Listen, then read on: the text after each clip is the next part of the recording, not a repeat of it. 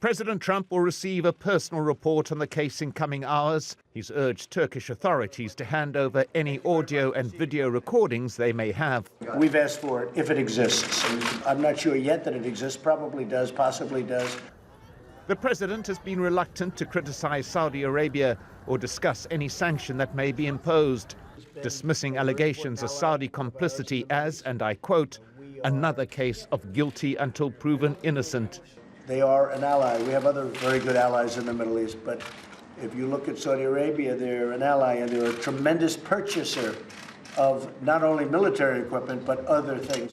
President Trump is awaiting the report from his Secretary of State, who was sent to the region in the face of growing political uproar.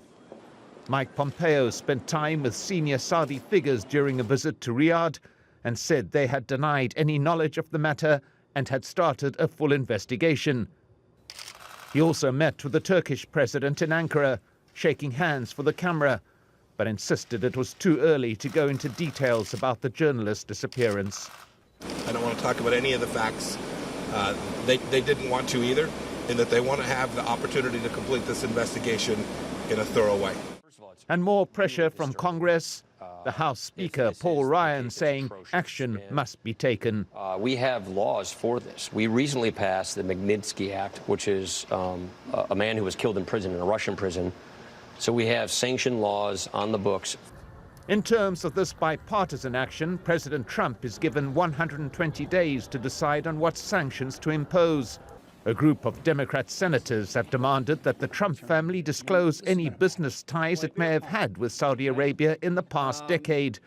But this is legally unenforceable and likely to be brushed aside by the president. And a reminder of the man who's at the center of this ongoing crisis. The Washington Post has published an opinion piece written by Jamal Khashoggi shortly before his disappearance.